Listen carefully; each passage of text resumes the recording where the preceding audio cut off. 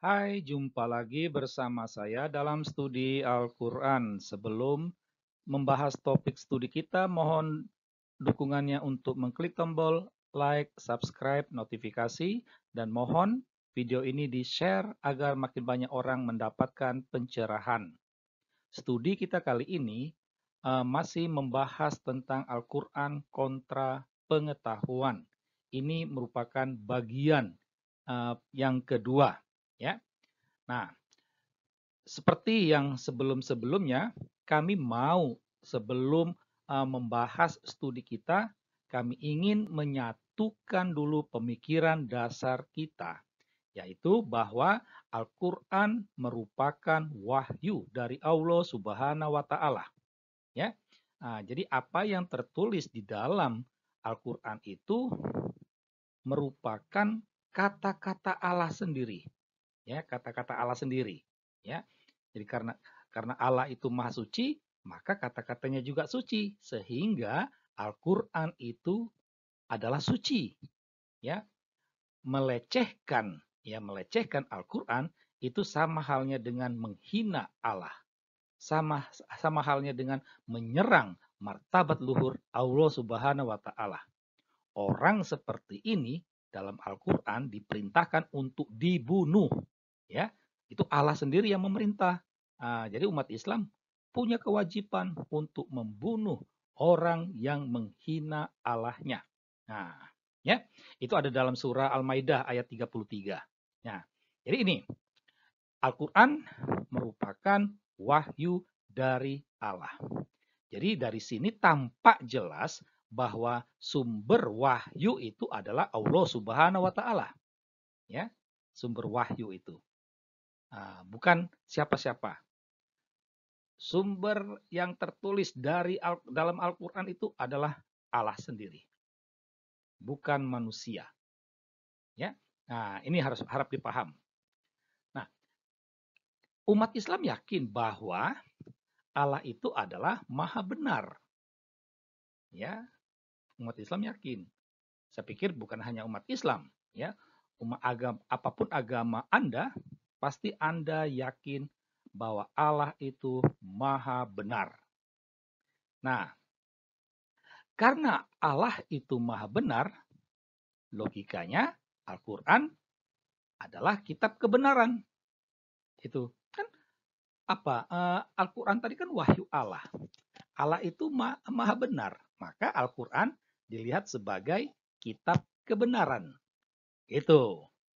Nah, tetapi bagi orang yang masih waras, yang masih punya akal sehat, dia akan bertanya, benarkah Al-Quran itu kitab kebenaran?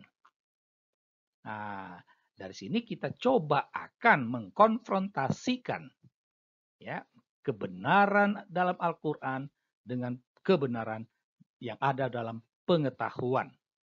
Salah satunya adalah asal hujan. Ya, kalau ilmu pengetahuan, ya, ilmu pengetahuan mengatakan hujan itu dari awan. Itu.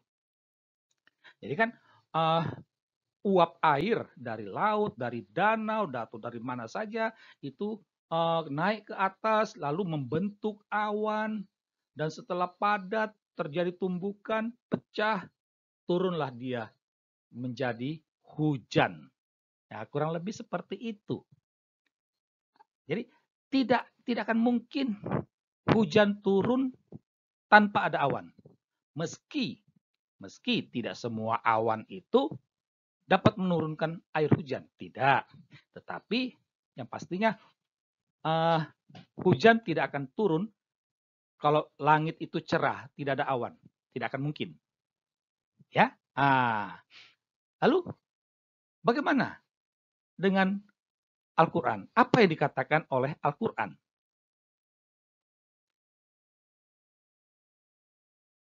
Nah, Al-Quran dia mengatakan kalau hujan itu dari langit, bukan dari awan, dari langit.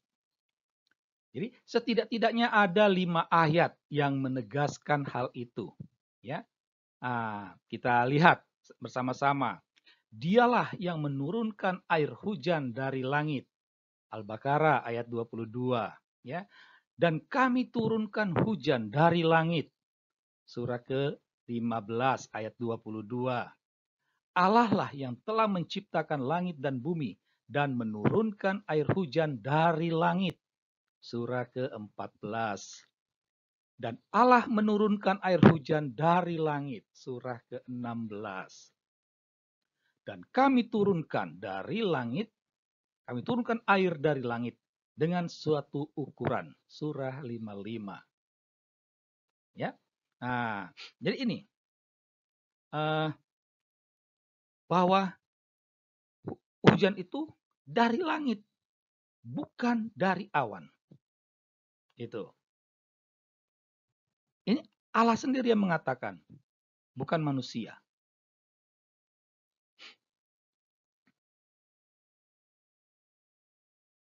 Nah, akhirnya kita sampai pada kesimpulan logis. Patutlah dikatakan bahwa Al-Quran bertentangan dengan ilmu pengetahuan. Ilmu pengetahuan mengatakan hujan itu dari awan, sementara Al-Quran katakan dari langit. Jadi mana yang benar? Ya, apakah Al-Quran atau ilmu pengetahuan? Kami membayangkan ya, jika seandainya dalam Al-Quran itu tertulis gula itu asin, umat Islam akan percaya dan akan menyalahkan lidah manusia dan rumus kimia. Karena apa? Ya karena Allah tak mungkin berbohong. Allah itu kan maha benar. Itu. Begitu kira-kira logikanya. Nah, dari sini kita harus mengatakan Al-Quran itu bukanlah wahyu Allah. Sekian dan terima kasih.